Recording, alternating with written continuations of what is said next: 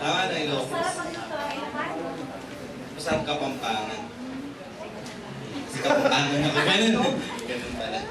Anyway, happy fiesta sa bawat isa. Alam ko yan, di talaga magsiservice sa second service dahil postpone ko na dahil maraming wala dahil fiesta siguro. Pero hindi sa lahat. Kaya ako ayaw dahil birthday ni Ate Ruby. Yay! Isang bagsak kay Ate Ruby. Happy birthday! Happy birthday to you! Kaya kung mamaya pagkatapos, sumunta naman po kayo sa Gawiroon. Pero hindi ka lang Ate Ruby. Lahat ng bahay may handa Kaya maghanap na lang kayo kung saan sa pwede makikain. Oo, may minuto. Ay, init. Anyway, good morning po sa bawat sab. At correction, hindi na kalayan si Taze. Baka magalit si Kuya Joey. Tama ba no? Anong kalakalayan? Pinalitan na niya ang kalayan. De La Cruz na si Taze. Oo, gano'n na. Hindi na kalaya ko. Nagagalit yung asawa sa iyo Ano ba? Barang ka asawa na. Ganun din. Ano ba? Lahat ang mag-encounter ay sa Thursday, Friday, Saturday, meron tayong pre-encounter mamaya, 6:30. So please, para tega ko din ako, si Jesus, hindi nag-please, ako nag-please. Please punta po, tapos palista na kayo. May mag-encounter na second, okay lang yung kung second at kung alam gano'n nangyari, walang problema. Jeff, palista na lang, talungin mo na rin sila, lalo mamaya sa youth, pa-follow up sa mga leaders natin. Anyway, ito tayo sa lesson natin. Bilisan natin. Bakit kailangan mabilis? Fiesta Parang sabi nga ni Ed, bilis, bilis. 2 Samuel chapter 11. Bilisan na natin, bilis. Bilis, kakait na minuto. Wala daw minuto kayo na pa. Isang natin minuto. Alam ko si Ate Gigi, nagluluto ng minuto. Ayan. Kaya si Gigi. Ayan pala. Kaya si Ate Gigi. Si Ate ba, ano pala, Virgie? Si Ate Virgie, wala. 2 Samuel chapter 11, verse 1 hanggang verse 9. Pag-usapan natin, all of us were familiar na sa pangyayari na ito, pero good po man, balikan natin at makikita natin ang mga ilang lessons sa buhay ni David na pwede natin i-apply, lalo na sa ating mga Christian. Mga kapatid, you have to remember that the Word of God is like a mirror. Tulad daw siya ng salamin na pag tinignan mo, nakikita natin yung mga pagkakamali natin, naiintindihan po natin. So kung meron tayo nakikita sa Bible na parang, ouch, aray, ang pangit naman. Actually, my intention is not to hurt you, but my intention is to bring us, each one of us, sa salita ng Diyos. Okay? So huwag kayong mag-alala. Ako rin nasasaktan pag nag-aaral dito, kaya talagang ganon. Sabi mo talagang ganon. Inaayos Ama ba lahat naman ng, for example, may sugat ka, gagamotin. Di ba mas masakit pa minsan ang paggagamot kaysa sa let's say nadapa. Di mo ganang naramdaman kagad yung sugat Pero pag ginagamot, mas masakit. Tama ba? Kaya ganoon din yung buhay natin. Minsan parang ang sakit naman, Pastor, ganun po talaga dali na ayos ang buhay natin. Anyway, 2 Samuel chapter 11, basahin natin dito. In the spring, at the time when kings go off to war, David sent Joab out with the king's men and the whole Israelite army. Now, gusto ko lang papansinin muna sa atin ito, baka mamaya ma-overlook natin. Ano ba sa Tagalog ng spring? Tagsibol. Sa panahon ng tagsibol, ito yung panahon na kung saan yung mga hari ay nakikipagdigma. Sabi mo, nakikipagdigma. Pero ngayon, hindi na uso ngayon yung digmaan. Ayaw natin ng digmaan, di ba? Pero mga panahon na yun, uso-uso ang digmaan. So, panahon ng tagsibol, ang lahat ng hari nakikipagdigma. Now, ang pangalan ng hari pag-usapan natin ay si Haring David. Pero ano ginawa ni David? Diba, ng mga panahon na to ay hari na siya. David sent Joab. Now, sino si Joab? Siya yung kanyang pinaka-general ng army niya. Joab out with the king's men and the whole Israelite army. So, sino kasama ni Joab? Si Joab, yung king's men. Kasi meron pa tinatawag ng king's men. Yung king's men, ito yung pinaka-elite. Sa tayo mo, elite. Yung bang pinakamahusay ng mga sundalo, yan yon. Tapos kasama pa, bukod pa dan, yung Israelite army. Ano ginagawa nila? They destroyed the Ammonites and besieged Rabbah. So ongoing pa rin yung war. Now what happened? But David remained in Jerusalem. Dapat daw nakikipagdigma, pero ano ginawa ni David? Wow, English speaking. Ano ang ginawa? Naiwan. Yan. One evening, David got up from his bed and walked around on the roof of the palace. Now, from the roof, he saw a woman bathing. The woman was very beautiful. Ano kaya naglalakad ka, bigla kami makita ang babaeng naliligo na napakaganda. Ano sasabihin mo? Oh, guys. Wiwit. Oh, yak. Balingan.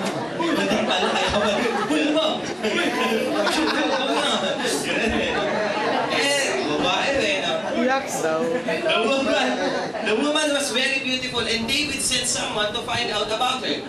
The man said, "Isn't this Bathsheba, the daughter of Eliam and the wife of Uriah the Hittite?" So pinagtanong niya, sino ba yung babae na yun? Anak daw ni Eliam na asawa ni Uriah. Now, what happened? David sent messengers to get her. But pinakuha. Now, she came to him and he slept with her. Aba, sinipingan ni David. Isang beses lang nakita. David talaga. Ginawa agad.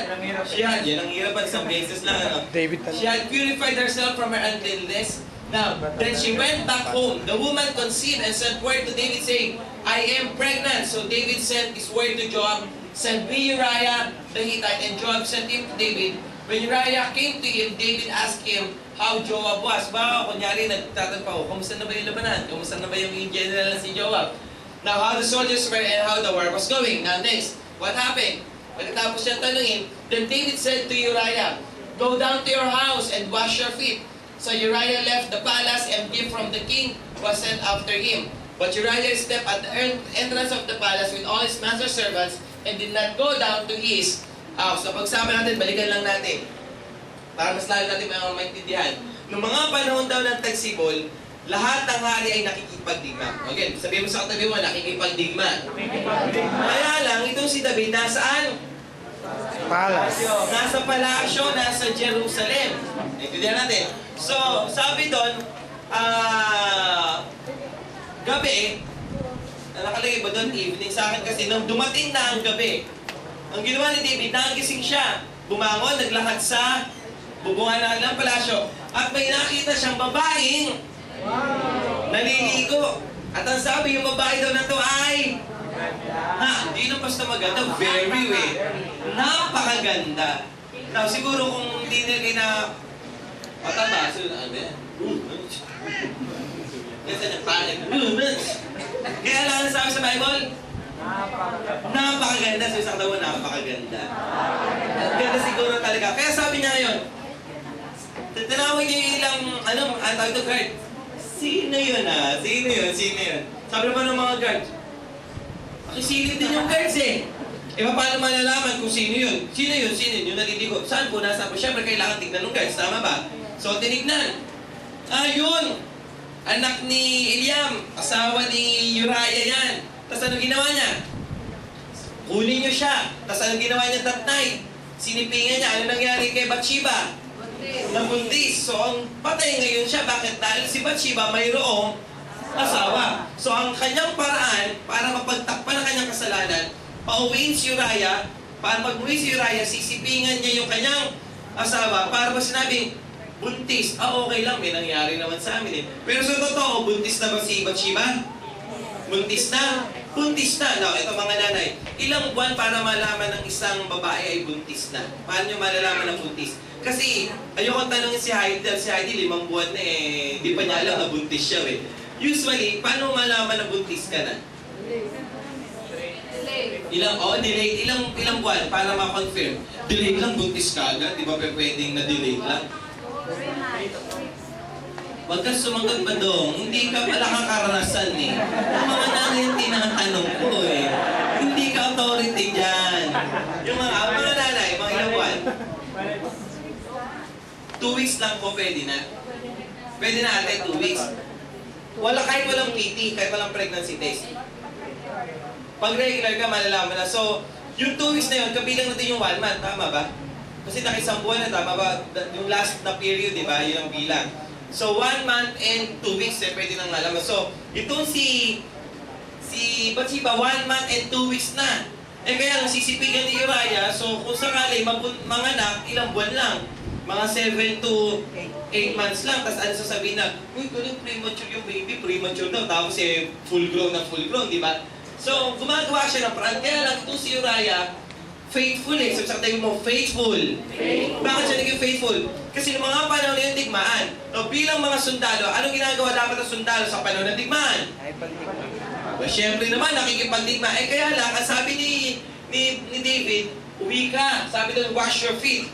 Sabi ko lang, wash your feet, sisipingan ka agad. Yung ibig sabihin pala ng wash your feet sa kanila, that is an idiomatic expression na parang sinasabi mo na, tabihan mo yung asawa mo. O in English, have sex with your wife. Ganun yung ibig sabihin. Akala ko si, hugasan lang yung kamay, yung paa, may mangyayari na. Grabe naman yun, paa lang ang hinugasan. Ang baho-baho nun, bili mo lang galing sa labanan, hindi naman nag-uusang kilikili. Paa lang. Nung pala sinasabi sa kanya, pinipilit sabihin ni David na, sige na, sipingan mo yung asawa, pero si Uriah, hindi ginawa. Saan natulog si Uriah? Sa entrance ng palasyo. So alam natin nangyari. Ayaw, pinilit niya ngayon. Ayaw mo talaga. So ano ginawa ngayon ni David kay Uriah? Pinadala sa unahan ng digmaan sa unang-una. Yung kumbaga sa lusog! Si Uriah napunta doon. Siguro sabi ni Uriah, ba't ako napunta dito? Kasi usually, yung mga nasa unahan, yun yung pinakamababang ranggo. Yung mga mahusay magagaling, nasa gawing gitna yan. Kung sila yung gumagawa ng taktika. Magaling to, valiant man to si Uriah. Sabi nga ni David, dali doon sa pinakamainit na labanan. Alam niyo pa paano namatay yan? Yung bang malapit sa pinakapader. Kasi ganito, di ba, pag labanan ng araw sa pader, naghuhulog ng mga bato, namamana, hindi niyo, kasi malapit. Ngayon, may mga hari pa nga doon na namatay na sabi ng hari, tara, laban tayo. Biglang may babae na naghulog ng bato, tinamaan dito, balik, patay kagad yung hari. Ito, ginawa nila, sugod ngayon lahat. Tapos pagkatapos, sabihin mo sa mga kasama mo, atras. Atras na kagad, sino na iwan? Sabi si Uriah, namatay ngayon si Uriah. Nakutanong, sino pumatay kay Uriah? Yung Ammonites o si David? Si David kasi pinalala niya eh, naintindihan natin. At hanggang sa nanganak na yung si Bathsheba, and after 7 days, namatay din yung kanilang anak. Now, pag-usapan natin ngayon si David. Kasi usually, pag sinabing David, ano pumapasok na karutong? David and... Okay tayo, di ba? David and Goliath. Tama ba yun ang pagkakalam natin kay David? Na si David pinatay si Goliath sa pamamagitan ng tirador. Pero dito, hindi David and Goliath eh. David and Bathsheba. Basahin niyo kung ano title lang kayo sa Bible niyo. 2 Samuel chapter 11. Nakalagay David and... Nakalagay ba na? David and Bathsheba. Pero doon sa 1 Samuel chapter 11, it is David and Goliath. Nakakapagtaka itong si David, dati kilalang-kilala na pumatay ng isang higante. Pero ngayon, si David bumagsak sa isang babae. Yung alam mo yun, dati ang galing-galing yan eh, ang husay-husay niyan. Tapos biglang ganun lang, bumagsak. Hindi ka alam saying, na bakit bumagsak ngayon si David? Simple lang. Because he failed to take the challenge. So ngayong umaga, pag-usapan lang natin, ang title ng lesson natin ngayon ay Taking Challenges, Time for Progress. Taking Challenges, Time for Progress. Kasi napansin ko, when we fail to take challenges, wala tayong progress. Mga kapatid, lahat ng challenge sa buhay natin para tayo sumulong. Sino sa katabi mo sumulong? Ano ba sa Tagalog ang challenge? Pagsubok, hamon. Now, nilagay ko ngayon yung word na challenge. Sinanap ko yung mga synonyms. Simple lang ng challenge. Test. Sabi sa tabi mo, test. Trials. Yan yung mga challenge. Exams. Naintindihan natin. So ngayon, tinawag tayo ng Diyos. Kailangan natin tanggapin ang lahat ng hamon ng buhay. Ang hamon sa atin ng mga leaders natin. Bakit? Para magkaroon tayo ng progress. So tabi mo, progress. Gusto ba natin lahat tayo mag-progress? Sabay, oo naman. Mas maganda yung nagpo-progress kaysa sa walang nangyayari sa ating spiritual life. Napag-usapan natin ngayon, si David. Pag-usapan natin ngayon ang purpose ng challenge. Bakit kailangan may challenge, Pastor? Kasi nakita natin dito, si David mayroong challenge sa kanya. Ano yung challenge sa kanya? Ang challenge kay David ay ito, makipagdigma. Ano yung challenge kay David? Ano yung challenge kay David? Na bakit niya kailangan kuhanin o tanggapin ang challenge? The purpose of challenge, number 1, challenge brings growth. Sabi mo sa katabi mo, challenge brings growth. Ang mga hamon sa buhay ay tinutulungan tayo na tayo ay lumago. Saan lumago? Lumago sa pananampalataya. Lumago sa kaalaman. Lumago sa maraming pagkakataon sa ating buhay. Paano nangyari, Pastor, kay David na paglago? Nasaan dyan? Matatandaan natin sa verse 1, panahon ng digmaan, dapat kalaban niya Ammonites. Ano dapat kalaban niya? Ammonites. Dapat, kasi may tinatawag doon na Chronicles. Ang Chronicles, ito'y talaan ng pangyayari sa buhay ng hari. Kumbaga sa ano, parang, ano ba sa atin? Alam buhay. Diary. Diary ng buhay ni David. Eto sana eh. Dapat malalathala sana doon. And David defeated Ammonites. Kaya lang, si David hindi lumaban sa Ammonites. Sino pinalaban niya? Sino pinalaban niya?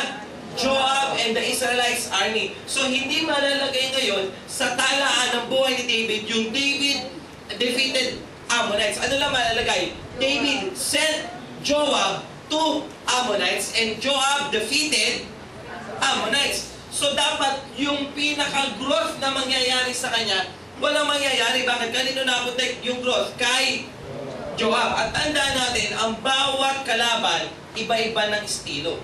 For example, sa boxing, si Manny Pacquiao, ano yung estilo ni Manny Pacquiao? Yung speed, di ba? Sa kanya, sa southpaw yung kanya, ano, di ba? Si Marquez, counter punch. So, eto sana, may lalagay sana sa belt o sa medalya ngayon ni David na minsan tinalo niya ang Ammonites na ibang estilo. Bakit? Yung Pilisteo, kalaban nila, ang estilo ng mga Pilisteo, doon lang eh. Yung champion nyo, ilabas nyo. Labanan kami, tapos na. Yun yung nangyari, di ba? Si Goliath, tinalo niya. Yun lang yung style eh. Pero dito, bagong laban eh. Bagong kalaban, bagong style. Pero instead na siya ang lumaban, sino lumaban? Si Joab. So sana lumago siya. Sana may bagong kaalaman. Kaya lang, ayaw niya makipagdigma. Ano ginawa niya? Nag-stay saan? Sa palace. Sa Jerusalem. Mga kapatid, kaya may challenge sa ating buhay para matutunan natin ang maraming bagay. For example, alam niyo ba itong lesson na to? Sa lahat ng mga lion, sino yung mga lion? Yung mga lion natin, di ba? Di ba, ito yung nabasa natin? Tama ba? So, binalikan ko lang, sabi ko, ito yung lesson ko, ang ganda. Ilang beses ko na itong nabasa. Siguro, especially itong story na to, siguro pang-anim na beses ko nang nabasa. Pero nung tinignan ko ngayon, wow! Ang ganda pala. Pero if I will not take the challenge to read the Bible, hindi ko makikita meron palang gantong again na another side yung pangyayari kay David. Ang alam ko lang, David and Bathsheba is all about sex and adultery. Pero nung tinitingnan ko, it's not just about sex and adultery. It is failing to do his obligation. Tama ba? Kasi anong nangyari? He failed the obligation. Dapat nasa labanan siya. Anong ginawa niya? Nag-stay saan? Sa palasyo. Gusto niyo ba ng growth? Ngayon dapat natin gawin, sumubok tayo ng ibang mga bagay. Let's take the challenge. Hindi lang to sa buhay, kahit sa pera. Sabi sa mo, kahit sa pera. Tignan niyo ha. Ang mga Filipino hindi sanay mag-ipon. Totoo hindi. O ngayon, piyesta ba ngayon sa atin? Oo. Tignan mo at mag-interview ka dyan. Marami dyan may handa. Yung binanganda, inutang. Tama ba? Tayo mga Pilipino, ano tayo? Grandioso ba tawag doon? For example, hindi makapagpakasal. Bakit hindi ka makapagpakasal? Walang... Sino nagsabing kailangan ng pera sa kasalan? Ano lang ang kailangan sa kasalan? Oo, kailangan ng pera. Magkano ka? Pero hindi mo kailangan ng... Hindi mo kailangan ng lechon. Di ba? At pwede ba sa kasalan, ano lang? Tinola. Para maiba naman. Grabe yung sandaan namin. Ano yung kasala? Yung kasalan namin talagang kakaiba. Ano? Tinola. Sopas. Ako nga talaga sa susunod eh. Pagka may nagkaroon ng 20th anniversary namin mag-asawa, LTV. O, papakainin ko lahat. Pero kamura-mura ng LTV lang. Napapatay nga yung exhaust kaya hindi lumalamig. Yan. So, let's take the challenge. Ano yun? Tulad ng sa di ba? Gawa tayo na para mag-grow tayo. Hindi yung typical na ginagawa natin. Hindi yung sinasabi ko. Para tayo lumago sa pangyayari sa buhay natin, let's take the challenge. Kung dati di ka makapagpakasal yan dahil laging graduate, so iba mo naman yun. O magbe-birthday ka, di ba usually pag nagbe-birthday, so narigali nyo. Ngayong birthday, ikaw naman ang magregalo daw. O, regaluhan mo kami lahat. Hindi, joke lang. Hindi, sa mga bata, yun kasi sa bata napansin ko lang, yung mga bata. basta't birthday, lalo sa plano, pag nakita ko, uy, Pastor, birthday po ngayon. Sabi ko, happy birthday! Hindi ko alam niyo po, sino nanay mo? Maturuan ng tamang asal. Ay, pambihira eh. Hindi naman tayo close eh. Sabihin mo sa akin eh, regalo ko po. Kasi nga, di ba, yun ang ating laging kaisipan eh. So yung mga challenges ng buhay sa atin, nagbibigay ng bagong growth sa atin. Pangalawa, ano pa para saan yung challenge? Ang challenges din naman brings us to the next level. Lahat ng hamon sa ating buhay, it makes us a better person. Bakit? Because we gain another experiences. Again, ito yung magandang illustration. Si Junjun natin dito, board passer na sa engineering. Tapos, itong si... Ano pa sa matalino pa natin dito? Hindi pa gumagraduate. Si Albert, yun din ay matalino. Ano din yun? Quizzer din ng BSU National. Para silang matalino. Tama ba? Kaya lang, pag may magtatanong sa kanila about the board exam, sino ang mas authority? Si Junjun na matalino na nakatapos ng exam? O itong si Albert, pero hindi pa nakakatapos, pero matalino rin? Bakit? Kasi nakuha na niya yung challenge na magkaroon, mag-take ng exam. So pag lahat ng mga hamon sa buhay sa atin, napopromote ka to another level. Naintindihan natin? Kaya tanggapin natin. For example, dati ang problema nyo mag-asawa puro pera. Pinagtagumpayan nyo na. Siguro ngayon, kapos pa rin kayo. Gipit pa rin. Pero ito maganda. Pinagtagumpayan nyo na issue sa pera ngayon. Hindi na issue pera ngayon. Intindihan natin. Let's go to the next level. Sabi sa katabi mo, next level na tayo. Yung iba naman, lagi na lang nagtatampo. Ano ba naman? Lagi ka na lang nagtatampo. Every 3 months, nagtatampo ka. Every 1 year. Yung iba naman, lagi na lang pag magpapasko, nawawala kasi nagiging busy. Hindi mga kapatid, graduate na tayo sa mga ganyang buhay. Okay ba tayo doon? Then next, ano pa ang nangyayari sa challenge? Bakit kailangan challenge? Challenge gives us victory. Without challenge, mga kapatid, hindi natin mararanasan ng triumph. Pag hindi ka man lumaban, hindi ka naman mananalo eh. Tama ba? Try mong lumaban. Maaring manalo, maaring... pag hindi ka lumaban, talo ka, bakit? Hindi mo kasi tinry na lumaban. So sa challenge na nangyayari sa atin ito, itry mo lang. Sabi sa katabi mo, itry mong lumaban. Kasi minsan mas gusto natin yung tahimik na lang, huwag na lang. Napag-usapan natin ngayon yung nangyari kay David. Kasi kaya may challenge kay David, ano yung challenge sa kanya? Makipagdigma sa Ammonites. Kaya lang, ayaw niya na ng growth. Tumigil siya sa growth. Okay na yun, tatalo ko na Pilisteo eh. Bahala na si Job sa Ammonites. Tapos challenge taken to another level. Ano yung sumunod na level niya? Dapat, mas magiging mahusay, mas magaling siyang commander. Bakit? Kasi pati Ammonites natalo niya eh. Kaya lang this time, ayaw ko na. Okay na ako dito, pahinga na lang ako sa Jerusalem. Thirdly, wala nang victory. Kanino ngayon nakakredit ang victory? Kay Joab o kay David? Kay Joab. So lahat na to, at ng mga challenges na to, yung growth, yung level, at yung victory, hindi niya nakuha. Bakit? He failed to take the challenge. Ano naman yung mga challenge killers? Ibig sabihin ng challenge killers, hindi yung how to defeat the challenge.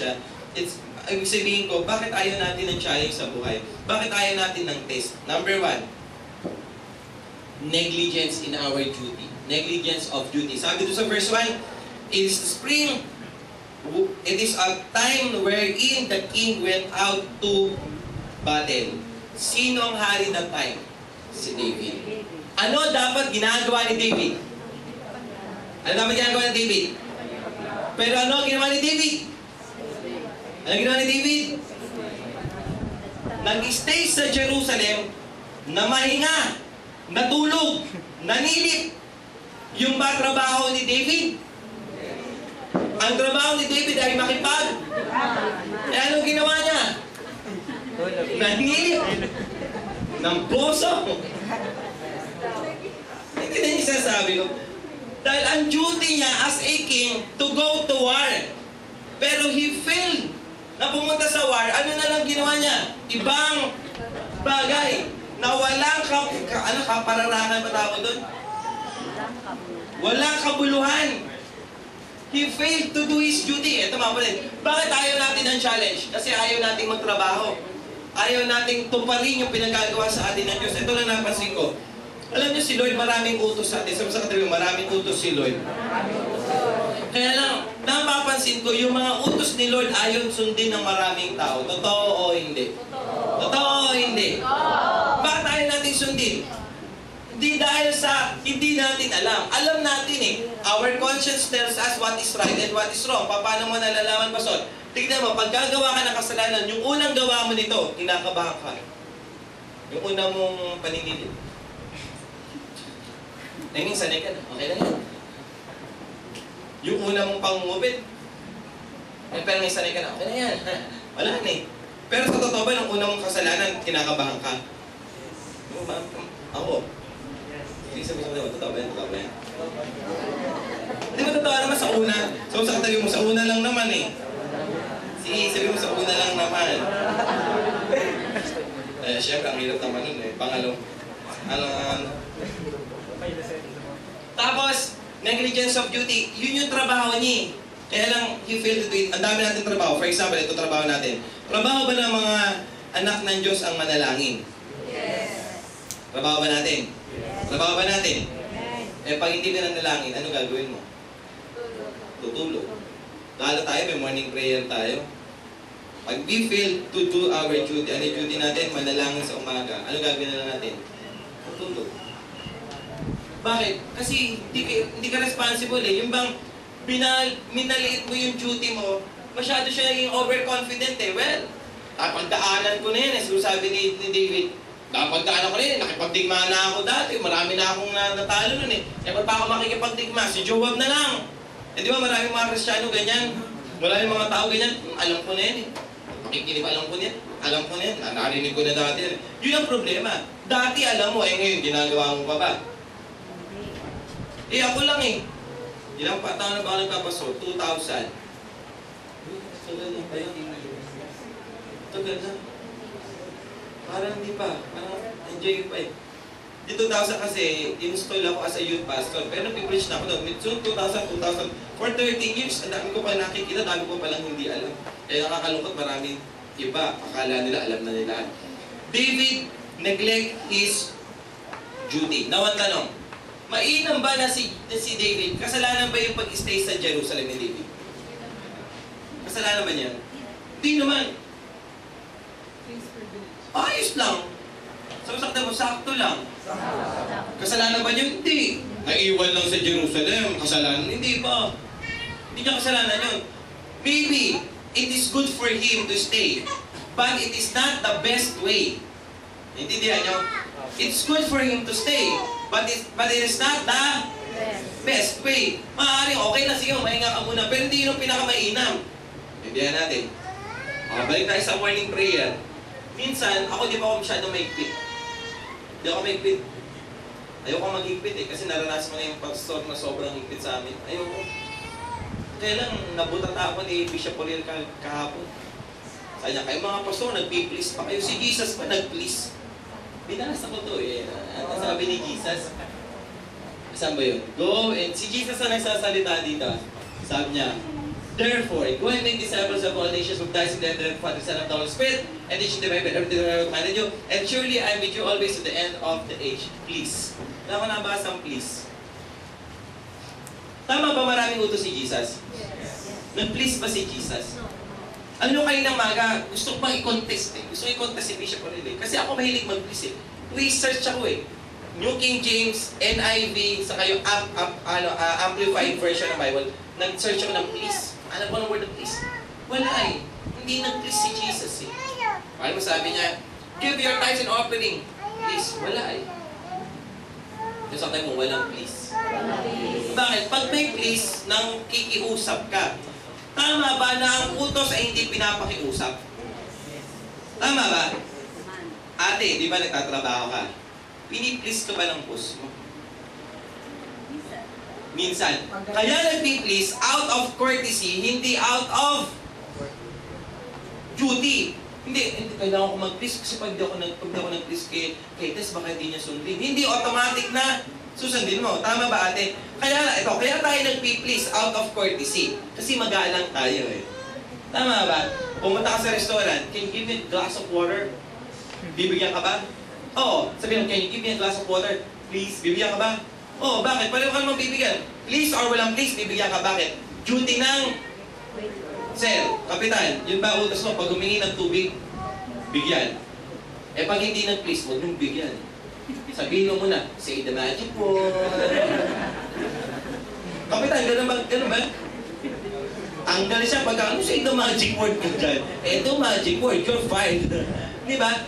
Wala magic word. Basta inutos, dapat sundin. Na maraming utos sa atin ng Diyos. Anong utos sa atin? Umattend every Sunday. Utos ba yun? Yes. Kung tayo, utos ba yun? Yes. Please. Yung sabi ng tatay, please lang muna, Lord. Sige na, please lang muna. Ay, sundin. Say the magic word. Nagawa ba natin si Lord na gano'n?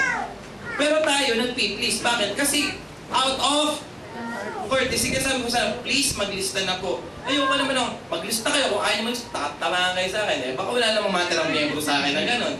Pero ang punto ko lang, I say please out of courtesy. Pero pagdating sa Word of God, sundin natin, ang Lord hindi magbibigay ng please.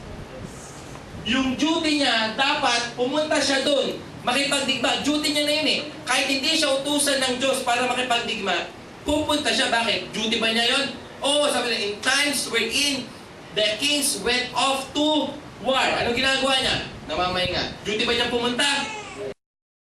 Duty niya. O kahit hindi na siya, sige na David, punta ka na. Please. Si Yael ba siya? Hindi natin. Mga kapatid, sabihin mo sa katabi mo, pag inutos ni Lord, sundin mo. Ayos na tayo na. Pare-palaw naman tayo na Lord. Tama ba? Pag nag-utos si Lord, susundin natin. Hindi Lord, mag-please ka muna. Please. Hindi na. Wala nang ganon. Tama ba? David failed and he neglect his duty to go to war. Alam mo, nakakalungkot kay David, tignan niyo ha. Nung nakipagdigma siya kay Goliath, ano sabi ni Saul? Wear your armor. Ay, wear my armor. Sinuti David yung baluti. Sabi niya, ang laki. Di na lang. Okay na. Tama ba? Yung unang laban ni David, walang armor. Kaya lang, pagdating dito kay Bathsheba, dapat may armor na siya. Eh kaya lang, wala siyang armor. Anong suot niya? Pang-romansa. Kaya nung nakita niya si Bathsheba, ang ba suot ko? Uy, bagay. Eh kung ang suot kaya niya nun, ang suot niya nun baluti. May tawag na, may breastplate, may sword. Kung nakita niya yung babae, teka lang, makikipagdigma ako. Tama ba? Hindi na yung sinasabi ko. Eh, di ba, ano nakalagay sa Ephesians? Sabi sa Ephesians, wear the armor of God. Ano sabi, wear the whole armor of. Eh, dapat, lagi kang handa. Sabi sa mo, dapat lagi kang handa. Hindi na nangyari, hindi handa si David eh. Pangalawa, ano ba ang problema? Bakit nawala siya sa challenge? Yung una, kapabayaan. Sabi sa tabi mo, kapabayaan. Kapabayaan. Dapat pa magbasa ng Bible araw-araw. Yes. Dapat pa magbasa naman. Utos ba ni Jesus yan? Yes. Utos ba ng Diyos yan? Yes. Joshua 1:8. Sabi rin ni Jesus, hindi lang sa tinapay nabubuhay ang tao. O ilang beses ba tayo kumakain ng tinapay sa bawat araw? And the word bread that time, yun yung kanilang pinakakanin. Ilang beses tayo nagkakanin sa loob ng isang araw? 3. O kung 3 beses tayo kumakain, dapat 3 beses tayo nagbabasa ng Bible. Eh hindi na nga, ilang beses na lang. Isa na lang eh. Nagbabasa pa ba tayo? Nagbabasa pa ba tayo? Oh, pastor, nagbabasa ka pag Sunday. Kaya hindi na ako nakikinig sa inyo. Nilalo to, ang ganda oh. Joshua chapter 11. Babilos ito pagkatapos ng preaching ko, natapos yung 2 Samuel. Hindi na nakinig eh. Binasa, ang ganda pala ng istorya. Hindi ko to alam ah. Kasi nga, nasarapan sa pagbabas eh. Pangalawa, sluggishness or tignan niyo sa verse 2. Tignan niyo yung verse 2, pansinin niyo yung verse 2. Ano nakalagay sa inyo? Ba't daw pabasa ng verse 2? Late one afternoon. Linawan mo, linaw mo.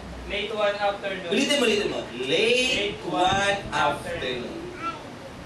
After his midday rest, David got up. Okay. Late one afternoon. Pag sabing late, ano ba nakalagay sa Tagalog yan? Late 1. Walang late 2, late 3. Late 1, tanghali. Pag sinabing late, yung bang, for example, ilang taon na? Late 30s. Ibig sabihin ng late 30s, mga ilang taon yun? 39. So yung mga late afternoon, so mga anong oras to? Late afternoon? Hapon, mga papagabi na, mga around 5 or 6. Ano ginawa niya? He got up on his bed. Tangaling tapat natutulog. Bata ba? Alam ko si Jen lang yung pinatutulog ng tanghali. Si Jen ba yung pinatutulog mo sa tanghali? Hindi na. Si Jen, sa hapon, pinatutulog. Si David ba yung bata? Ilang taon na si David? 30. Prime of his life. Kuya Ramel, ikaw yung matutulog sa tanghali. Kung may time, pagod din. Ay! Buti na lang, Ruel ang pangalan. Baka kung si David ang tinanong ko natutulog sa tanghali. David nga, pastor eh. Tama ba? Late one afternoon. At ito nakakalungkot. O kung sakaling natutulog ng tayong tanghali, kasi tayo mga Pilipinas, sanay matulog ng tanghali. Ano tawag natin doon? Anong oras yung tulog natin sa tanghali? Yung iba, 1 pagkatapos kumain. Yung iba naman, anong oras? 4? Natutulog kayo ng 4? Uy, bata nung matutulog ng 4, tatanda nyo, tutulog pa ng 4. Gusto ko sakit naman, puro ako natutulog. Eto eh, si David kasi natulog. Ewan, di ko alam ha. Pag sinabi kasing midday, anong oras ang midday? Middle of the day. 12. Pagkatapos pa nakalian ni David, natulog. Gumising ang hapon na.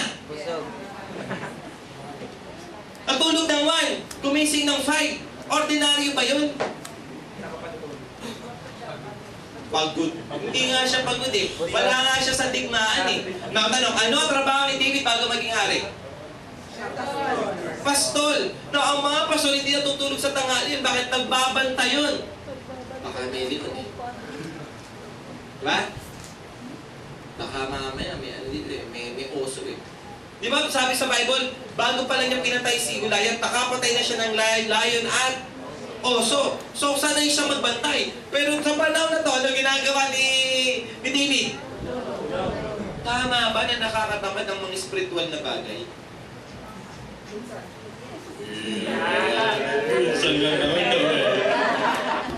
Tingnan niyo na. Yung bang panonood ng TV, gawain ba yun or wala lang? Gawain. Tingnan nyo man. Watching. Is it, ano klaseng ano yun? English? Adjective? Adverb? Oh. Action word. Watching eh. Pero bakit yung watching ang TV di nakakapagod?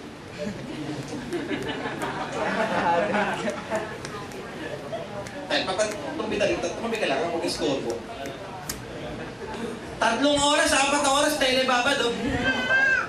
Iing-ihi na, di makaalis eh. Nagdadayan pa na kahit matanda. Nakakapagod. Dapat nakakapagod yun. Bakit? Verb eh. Action. Pero bakit? Yung pagbabasa ng Bible. Masusak sa mata, grabe oh. Kita nyo, nalalabo mo. Tingnan mo. Pero pagka TV, kahit maliit nakikita. Uy, may pimple si ano mo. Nakita pa yung pimple. Tinatakpan na nga ng concealer, nakita. Pero yung Bible, nakalako ng letra. Grabe, basta. Sa mata ko, lumuluwa yung mata ko pag nagbabasa ako. Ano totoo? Tinatamad. Susantay mo, tinatamad lang. Totoo, hindi. Ano totoo ka, hindi? Kapag mga spiritual, tawa. Pag-a-attend sa church. Mami, may lagnat ako eh. Mainit ako. Siyempre, buhay ka eh. Pag malamig ka, patay ka na. Mainit eh. Eto, iniwan ng nanay. Kumatok yung barkada. Para ba, basketball tayo? Sige, sige. O na, pagdating sa bahay, na, ba't ka nag-basketball? Nay, kailangan pagpawisan para mawala yun. Kasi naranasan ko pa yan eh. Pero nung pa yun, ano, naalala ko kasi nung nag-swimming kami nung saan? Sabi tayo nag-swimming nga, ano? Hindi kami sa pang. Social kami nung araw eh. Sa Subic. Kasama ba kayo Yolanda nun sa Subic? Yan. Sa ate, si Kuya Romy, nakita yung picture niyo, yung mga tayo si Kuya Romy, natatanda mo nun. Oo, kumain kasi siya ng napakaraan. Doon ako gumaling sa dahil buhat at hindi na sa Hindi na. Pero isang bagsakan, mamatay-matay ka naman talaga. Ano? Gusto nyo mamatay, gumaling, kailangan nyo muna makataranas ng 50-50. Ano kami na, nagtawa dito, Di man Boracay, nagsubing kami. Swimming, church. Ilan lang kami nun, mga 30 lang kami. Yung church kasi, parang 35 lang tayo, Kuya Lando lang. Pati yung pagkukunti, sarap mag-aalisan mo. Isang jeep lang kami, sa isang sasakyan ni Ninong. Eto. Usapan namin, 4:30 ang hintayan. 5 aalis na kami. Eh, syempre kami mag-asawa, baliwag. Baliwag. Syempre, kailan may bit-bit kami. Sa 30, imagine na nagmamotor ka, gano'n. Nalate kami ng dating. Konting. Akit ako sa church. Aba, wala ng tao. Nasa jeep na lahat. Excited eh. Siyempre, bilang pastor, kailangan kong i-check yung mga members kung lahat ba ay nandoon na. Pag silip ko, sabi nung sa akin, Pastor, late ka! Ano, gusto kong hilahin yung nagsabi sa akin, itaka ko sa jeep eh. Sabi ko, daya nyo naman. Pagka Sunday, lagi kayong late eh. Alas 8:30 service eh. Pag lagi kayong late eh, laki narinig sa akin. Ngayon eh, swimming lang. Laking kasalanan ko na. Sandali lang eh, sandali lang. Kasi bakit? Pagka may spiritual na bagay, kinakatamaran. Sige na, umamin tayo. Amen. Yes. May training po tayo mamaya. Meron tayong mentoring. Okay. Mamaya po ay pupunta tayo sa piyesta. Hey, anong oras? Anong oras? Ano na yung susunod natin? Ano yung susunod natin? Ano sasakyan natin? Totoo, hindi. Alam mo, napansin ko kay David, apakahusay eh. Itong tao na to, ito yung sanay sa laban eh. Pero mo, hindi natakot sa higante. Tama ba? Giant yung kalaban niya, hindi siya natakot eh. Lagi siya on the go eh. Pero pagdating dito eh, Ammonites lang ang kalaban. Ano ginawa? Tulog. Midday, alas 12 tulog na. Gumising alas 6. Ilang oras na tutulog? May mga taong gano'n. Alam mo yung palang tulog, espiritu pala yun. Yung tanong, ano nangyari sa'yo? Sabi ko, ano? Sabi kong ginawa, ano ginawa mo? Sa katawan ng balik eh. Hindi na ako nagising eh. Ano ginawa mo? Wala eh. Alam mo, napansin ko, isa sa mga maganda na ibubuti ng morning prayer. Kasi kami mag-asawa, late kami matulog, mga 1, alas 2. So gising namin, pinakamaga rin 7:30 or 6:30 pag nagising si Yael. Pero pag hindi nagigising yan, ako gising ko mga before 8. Siya gising nila 9 hanggang 10. Pero nagpa-morning prayer, ang daming nagagawa eh. Pero minsan mauwi na kami ng 7, 7:30, ang dami mo nang magawa.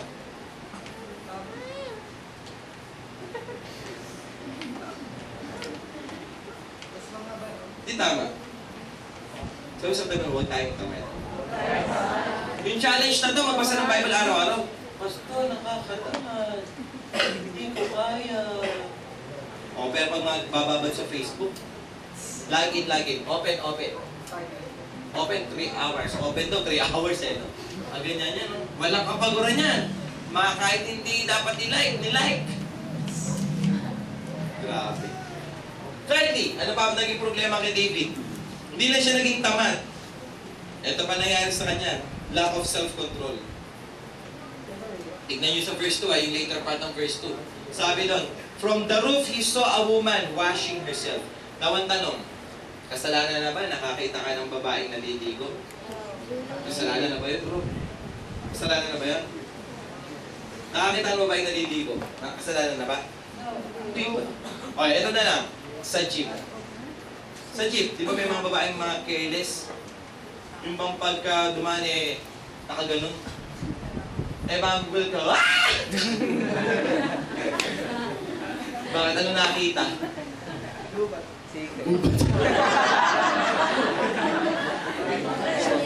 May nakita hindi dapat na, ah! Hindi kasalanan yun. Bakit? Nakita mo eh. Ang masama. Masasakya, pare. Pare, 3 o'clock pare. Yan ang kasalanan. Hindi pa para. Hindi. Kaya, ang talino mo ah. Hindi daw papara. Alam ka sa tutin nyo ng bahay mo, hindi pa po bumababa eh. Hindi mo mababa. Ay, hindi mo pala, bababa na mo pala yung kako. Hanggang hindi mo mababa, pero ayusin style na yun, hindi pa para. Pero malay mo nga, di ba? Yun ang kasalanan. Pero yung makikita mo naman ganyan, hindi kasalanan yun. Kasalanan ba ni David may naliligo? At ito naman si Bathsheba, wala nang bubong. Hindi pa nag-ingat, di ba? Dapat pag naliligo siya, tama, may nakatingin sa akin.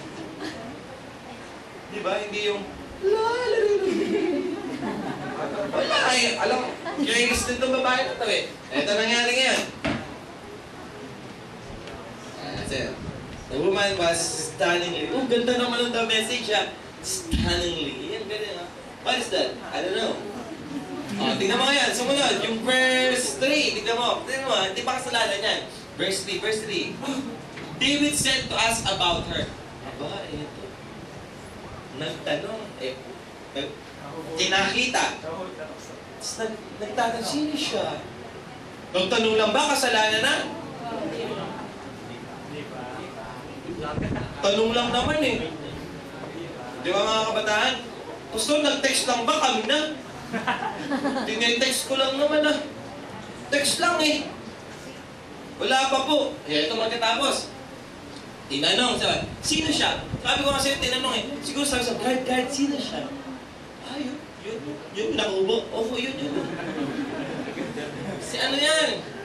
Daughter ni Eliam, asawa ni Uriah. Nagtanong lang, kasalanan na ba yan?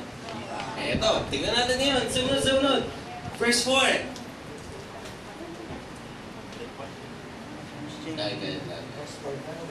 Ay, hindi. Natulala pala. Natulala na ba? Kasalanan na? Nag-hack. Ala na. Nag-hang na. Anong wala na? Verse 4 nga. Anong wala ng verse 4?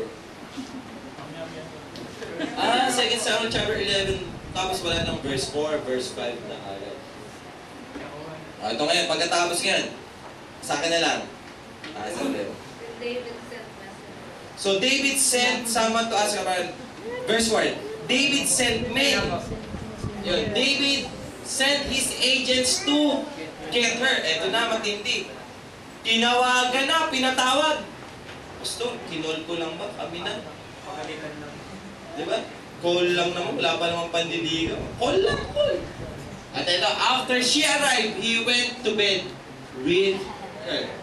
Pumunta yung babae, ayan, kasalanan na ba yan? No. No, may nangyayari na wala ko kasalanan. Meron na.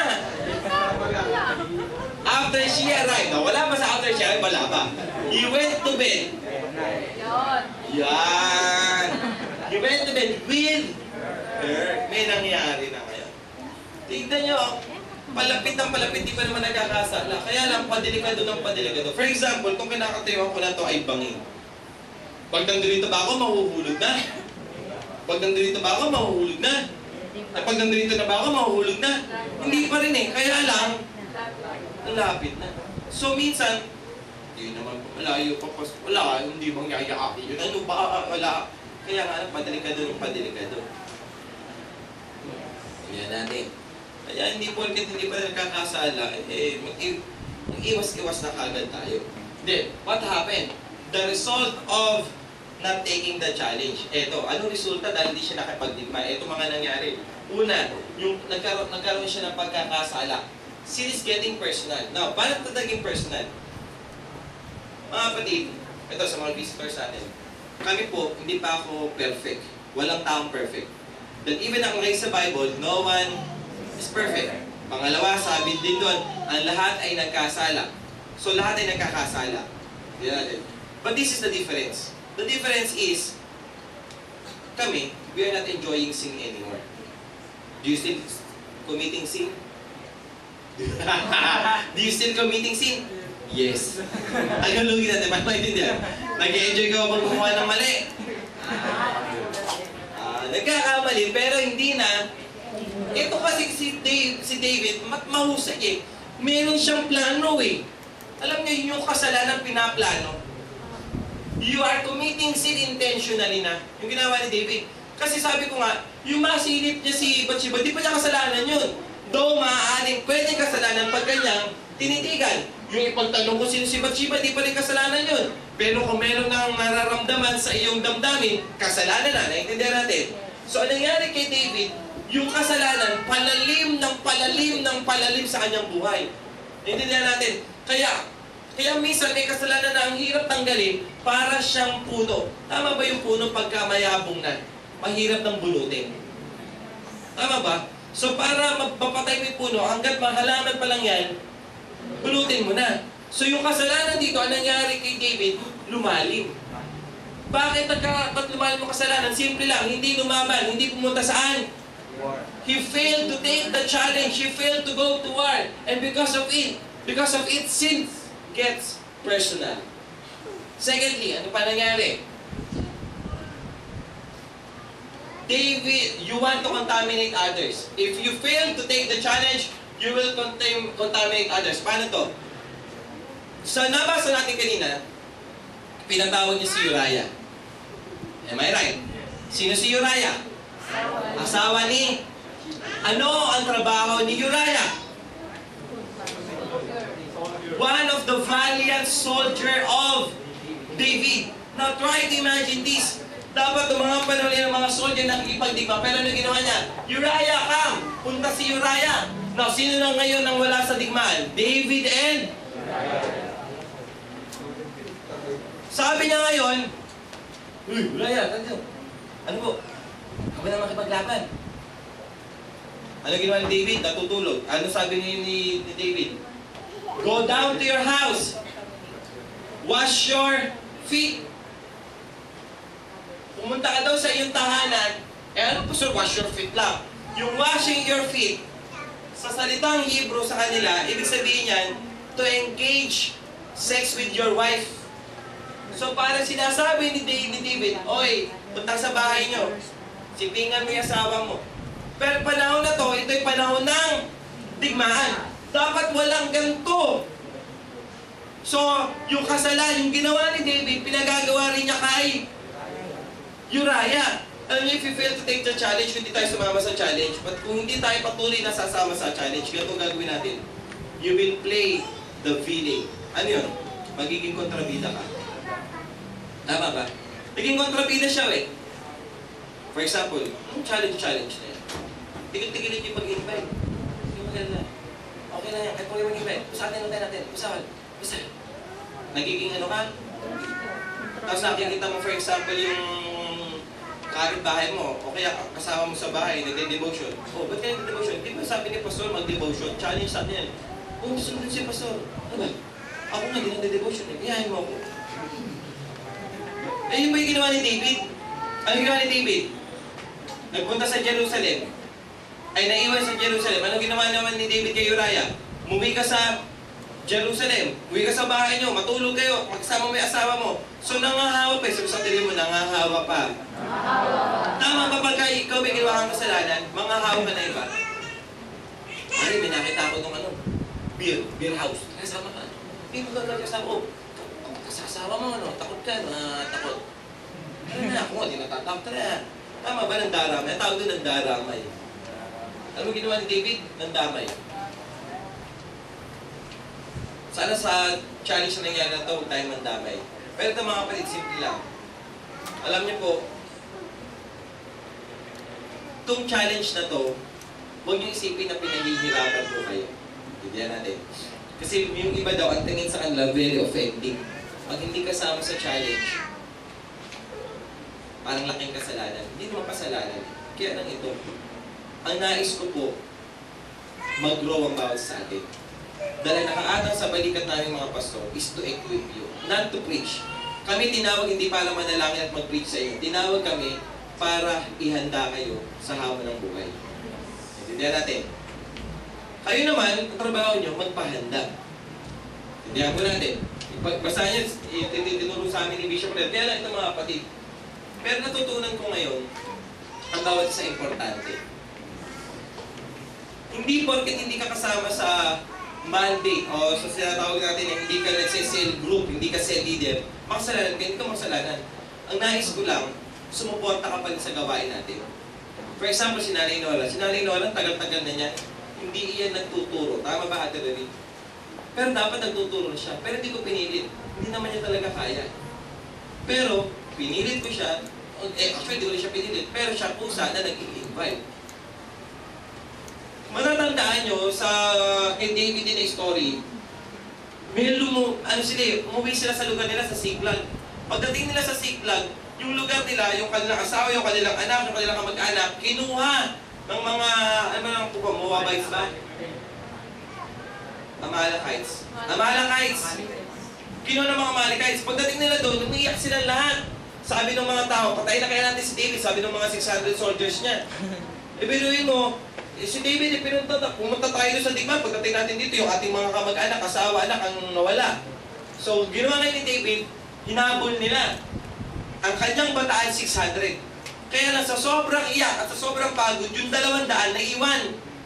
400 na lang humabol. So, to make the long story short, inabutan nila yung Amalekites, nakuha nila lahat ng kanilang mga asawa, kanilang anak, lahat ng kamag-anak. Wala kahit isang hindi nakuha nila, lahat nakuha nila. Plus, yung kayamanan pa ng Amalekites na dala-dala, nakuha rin nila.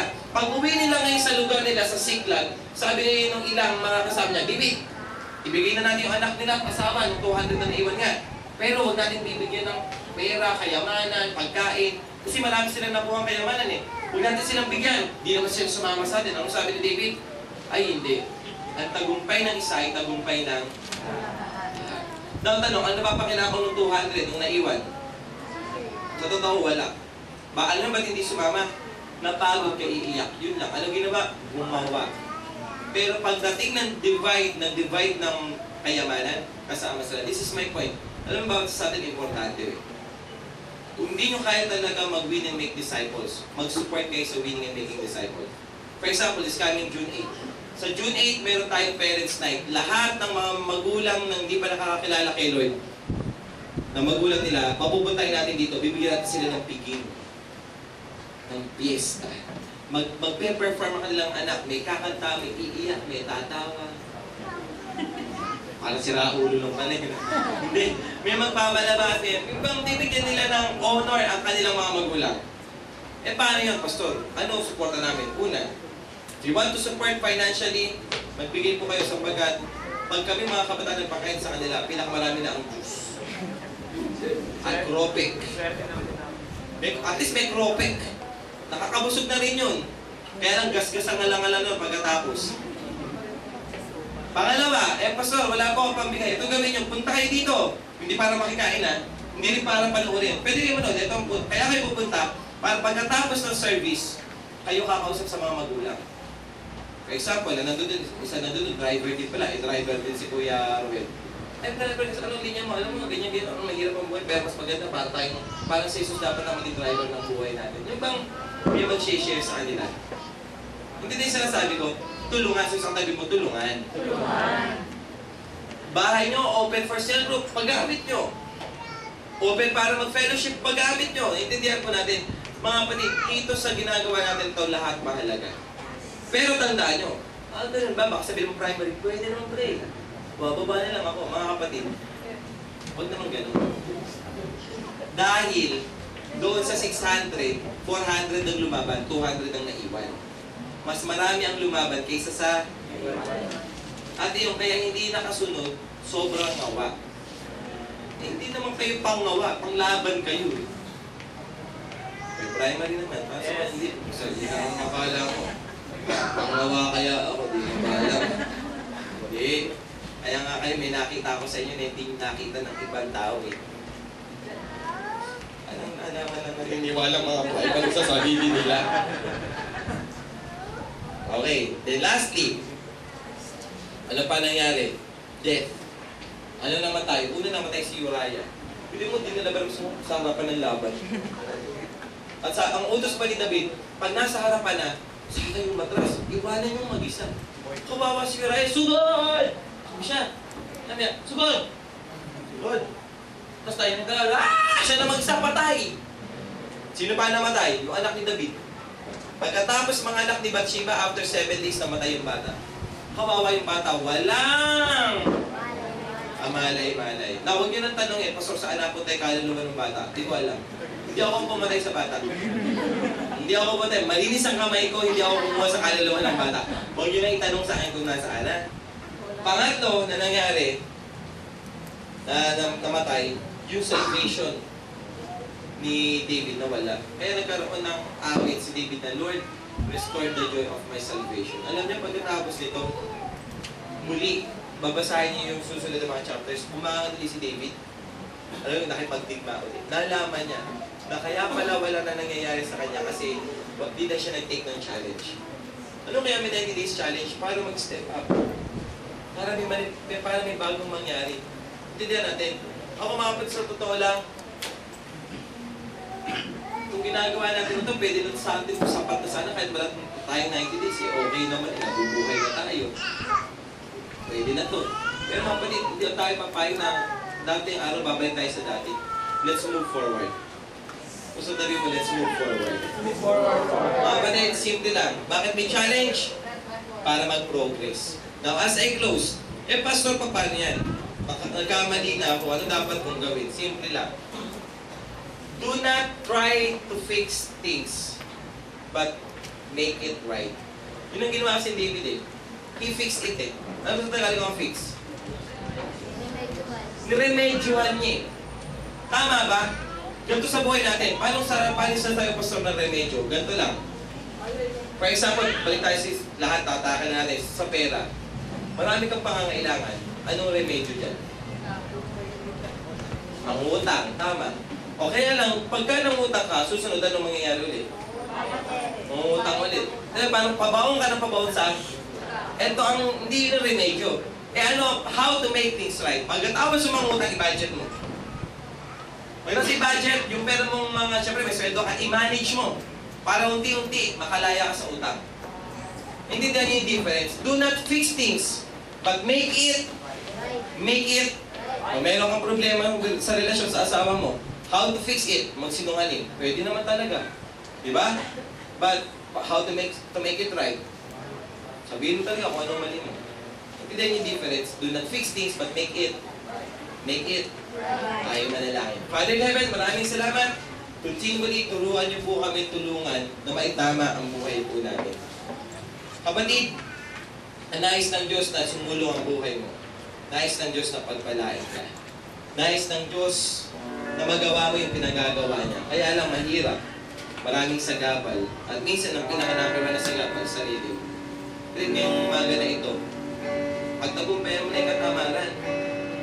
Pagtagumpayan mo na yung pagpapawalang bahala sa utos niya. Pagtagumpayan mo na ang lahat ng mga hamon na ito. Kapatid, pag ginawa natin ito, nakikita mo ang kamay ng Diyos ay nasa iyo. Maaari ka sumunod sa maikling panalangin para tanggapin ang buhay na walang hanggan. Sabi ng Panginoong Hesus, sa umagang ito, kinikilala ko po, ako ay makasalanan. At dahil dito, wala pa akong karapatan makapasok sa langit. Subalit sa araw na ito, tinatanggap ko po ang buhay na walang hanggan sa aking buhay. Tinatanggap kita, Panginoong Hesus, sa aking puso bilang Panginoon, tagapagligtas ng aking buhay. Simula sa araw na ito, ikaw na po ang masunod, ikaw na ang may-ari. Salamat po. Amen.